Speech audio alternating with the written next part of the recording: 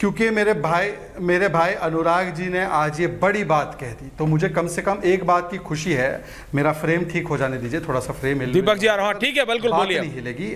देखिए ऐश्वर्या जी, कम से कम आज अनुराग भदौरिया ये मानने को तैयार हो गए कि जिन लोगों ने reservation in promotion in public sector enterprise, Mulayam Singh Yadav ji ने इसका विरोध किया था।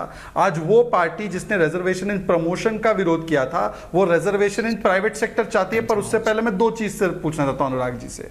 एक तो रिजर्वेशन इन प्राइवेट सेक्टर ले आते हैं, रिजर्वेशन इन पॉलिटिकल पार्टी भी ले आइए और किसी दलित को अपना पार्टी का अध्यक्ष बनाइए। पर मुझे एक बात बता दीजिए कि जब मोहित खान एक दलित बच्ची, निषाद बच्ची का रेप करता है और वीडियो बनाता है, तो क्या आपको रिजर्वेशन की आवश्यकता है उस पर कार्रवाई करने के लिए? आप पहले यह बताइए कि दलितों के और पिछड़े समाज की सुरक्षा के प्रति आप कितने चिंतित है। कब मोहित खान को निकालने वाले हो यह बताइए। उन पर कार्रवाई हुई, वो पॉक्सो एक्ट में जेल में है, पर आपने उनको दामाद बना रखा है अपना।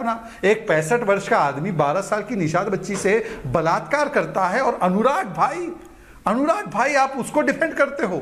तो पहले अनुराग भाई बोलिए कि रिजर्वेशन इन प्रमोशन क्यों रोका था?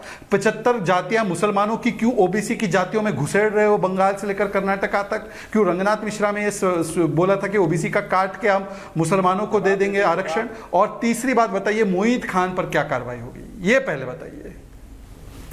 अनुराग भदौरिया कोई काउंटर, कंचना जी बोली नहीं है अभी तक। कंचना जी 30 सेकंड्स में हम कमिंग टू यू, बराबर का टाइम देगा। सीधा सा नहीं, बोलिए जल्दी, कोई सीधा सा जवाब है।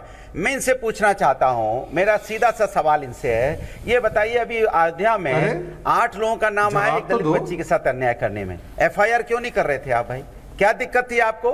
क्योंकि दलित बच्ची थी इसलिए एफआईआर नहीं करेंगे आप, इसलिए उसके एफआईआर को जब हम आवाज उठाएंगे तब एफआईआर होगी। या जिस तरह से दलित बच्ची को हाथरस में जिस बच्ची के साथ अन्याय हुआ था, जिम्मेदार कौन था जरा बताएंगे आप? कोई था जिम्मेदार? तो कोई था ना। जिस तरह से अन्याय हुआ बीएचयू की घटना में, कौन है जिम्मेदार बताइए आप? और आपके विधायक जो अभी जेल में गए हैं, जो भारतीय जनता पार्टी के विधायक थे, उनके ऊपर जब आरोप लगा था, कौन है जिम्मेदार? सवाल ये उठता है, भारतीय जनता पार्टी लगातार भारतीय जनता पार्टी की सरकार में दलितों पे अन्याय हो रहा है, दलित की बच्चियों के साथ अन्याय हो रहा है। सरकार आपकी है, न्याय आपको दिलाना है, आप न्याय नहीं दिला पा रहे हैं, सुरक्षा नहीं दिला पा रहे हैं, वेट करना पड़ रहा है, आप उनका सम्मान नहीं बचा पा रहे हैं। Kanchana ji, okay, Shahzad now please, thank you. Anurag ji please, no please, देखिए ये दोनों भाइयों का, ये जो दोनों भाई मिलके मतलब ढोलक बजाने में लग जाते हैं, बाकी क्या चलेगा? प्लीज कंचना, नहीं बहन को भी मौका दीजिए। कंचना जी, अरे भाई बहन, कंचना जी एक तो नाराज हो गया, अब डिबेट बीच में छोड़ जाती है। Thank you Kanchana ji. 3 people on it। Shahzad ji बहन का आवाज नहीं दबाते हैं, सुन लीजिए बहन को भी प्रेम से।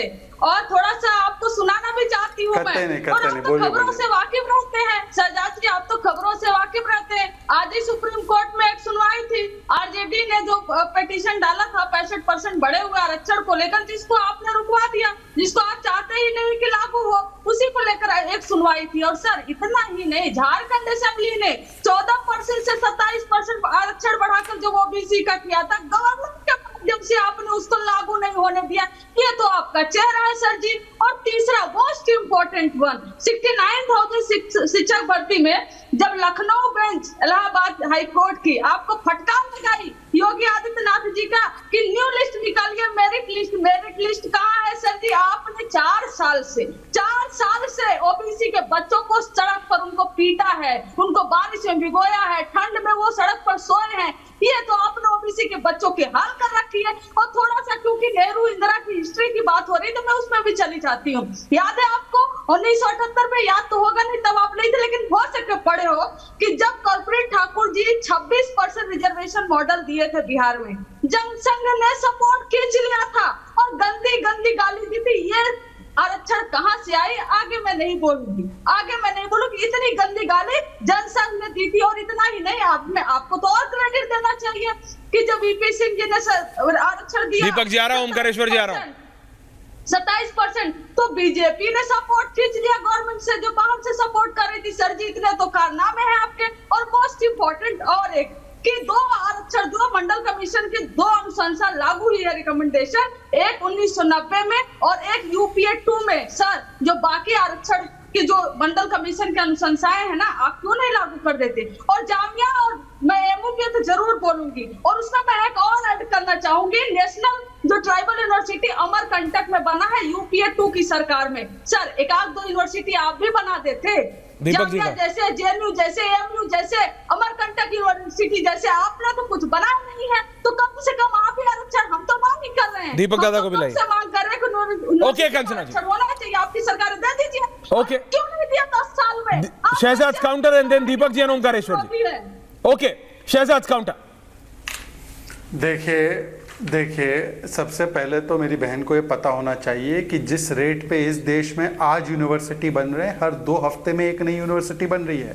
पहली बार जो सेंट्रली फंडेड ट्राइबल यूनिवर्सिटी की अनुशंसा दी गई है तेलंगाना में, वो हमारी सरकार ने ही दी है, परंतु वो छोड़ देते, विषय आज वो नहीं है। 2 विषय है, मैं आपसे केवल इतना पूछना चाहता हूँ। आपने कर्पूरी ठाकुर जी के विषय में बोला, उनको भारत रत्न तो हमने दिया, आप कोट करके बताइए कि जनसंघ के किस व्यक्ति ने क्या गाली दी। मैं आपको कोट करके बता रहा हूँ कि आरक्षण के विषय में बुद्धों को मिल जाएगा, ये राजीव गांधी का कोटेड इंटरव्यू है, कोटेड स्टेटमेंट एंड लेटर है नेहरू जी का कि किस प्रकार से उन्होंने बोला कि सेकंड क्लास को मिल जाएगा। पर तीसरी बात मैं पूछना चाहता हूं आपसे केवल एक ही चीज, देखिए कैसा एम फैक्टर आ जाता है तो एम से मौन हो जाते हैं। मैंने एक स्पेसिफिक सवाल पूछा कि ओबीसी कोटे में से काट कर देना, 77 कास्ट वेस्ट बंगाल में आइडेंटिफाई होती है ओबीसी की, 75 मुस्लिम, वो धर्म जो बोलता है कि हमारे यहाँ जाति में ऊंच नीच नहीं, अनुराग जी एक एक करके आपका रवैया है, और उसको हाईकोर्ट ने खारिज किया, उस पर एक शब्द नहीं बोल पा रहे हैं, एक शब्द नहीं बोल पा रहे हैं, मोहित खान पर एक शब्द नहीं बोल पा रहे हैं। ये एम से मौन हो जाते हैं, एम से मोहित पर,